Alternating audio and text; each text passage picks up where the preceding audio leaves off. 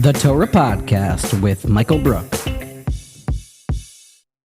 Here we go. This is the Torah Podcast. Sefer Bamidbar, Parshas Bamidbar, the Sefer that Reb Shlomo Volb Zecher Tzadik V'Kadosh Livracha comments about.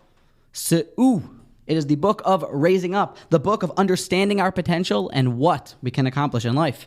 The Torah spends 33 psukim in this week's Torah portion, the third aliyah to be exact, about flags, the degulim, how every single shevet, every single tribe had a certain icon on their flag. The idea of flags being a thing, the red, white, and blue, and the 50, I think stars and stripes, yeah. What was it, Betsy Ross, I think, made it. All those ideas are from this week's Parsha. The idea that people can rally around an item is from this week's Parsha. The idea that an item or animal on a flag can represent what you stand for. That's from this week's Parsha. Rabbi Yerucham wants to know, seems a bit excessive. It seems a bit much. 33 psukim to depict an icon, something that we try to portray, something that, I mean, in a sefer that every letter, every verse is so important. Here we have seemingly superfluous, excessive verses about the flags, the degulim.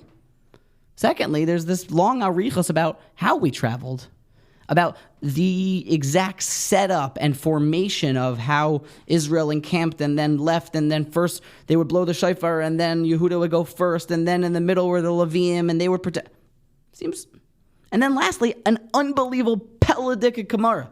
The Gemara in Erech Daf Yud Beis, perhaps you're familiar with it, Amud Aleph says that if a Levi who was a gatekeeper, he was holding a post where he was the bouncer in the Beis HaMikdash and the Mishkan, if he wanted to switch and become part of the choir that day, he was feeling like someone who wanted to sing, or if there was a singer part of the choir, he wanted to hit the weight room and become a bouncer for the Beis HaMikdash.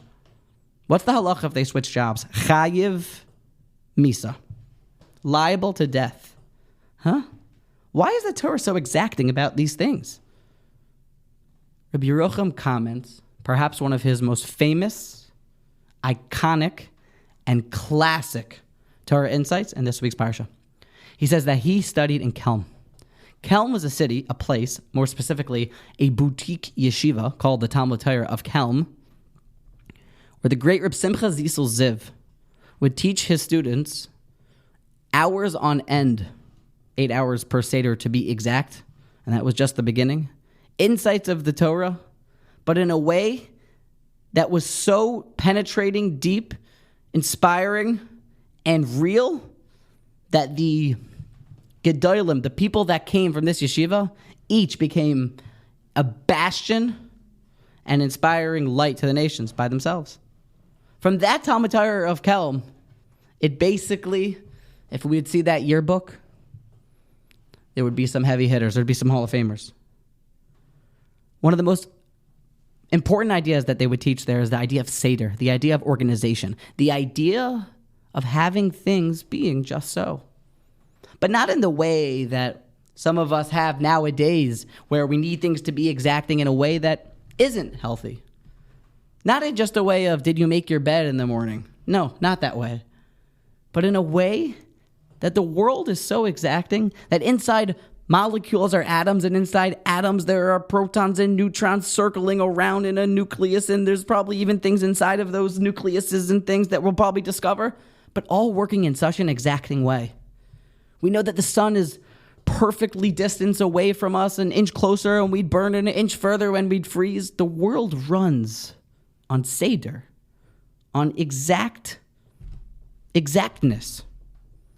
They would teach in Kelm that we have to kind of get in line with this.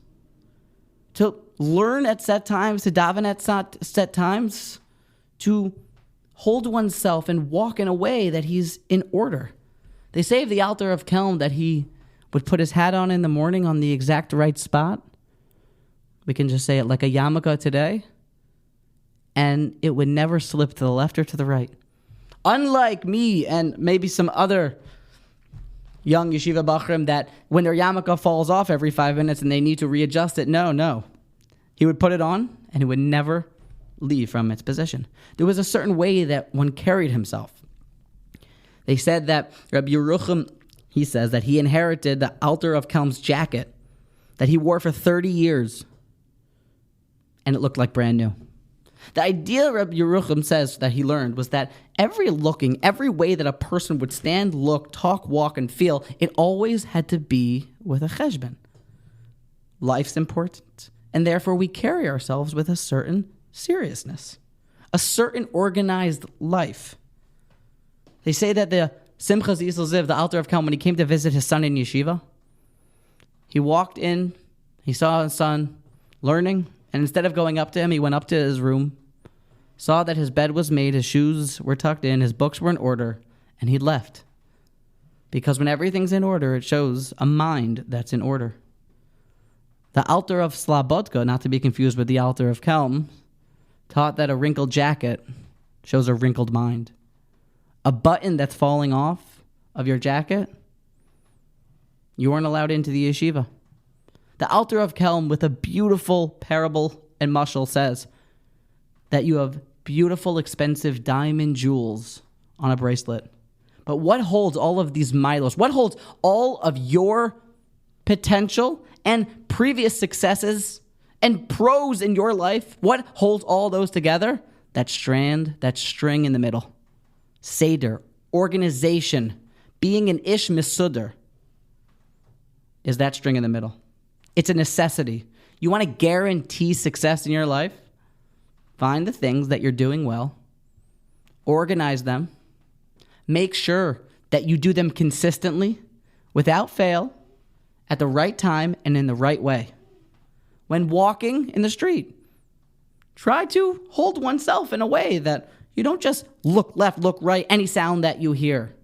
Rather, walk with a certain regalness, a certain sensitivity that I'm a human being. I think things, I can talk, and act like someone who understands what one's potential is. That's what we learn from the Degulim, the flags. The exact way that Klal Yisrael traveled, it had to be exact. There had to be that when a person moves, when a person would go, of course you would travel in a way, especially with Hashem's house, of course you would travel in a way that was perfect. The flags had to be just so. If you decide just to switch jobs that day, you're blowing off all of Seder, and all of your beautiful jewels come tumbling down to the ground. A call to action. If we can organize and perfect in a certain way how we do things, the timing that we do things, finding those little cracks in our day and setting them up as a Seder, 5 minutes, organizing our life in this way, it will make sure that our precious jewels don't go tumbling to the ground.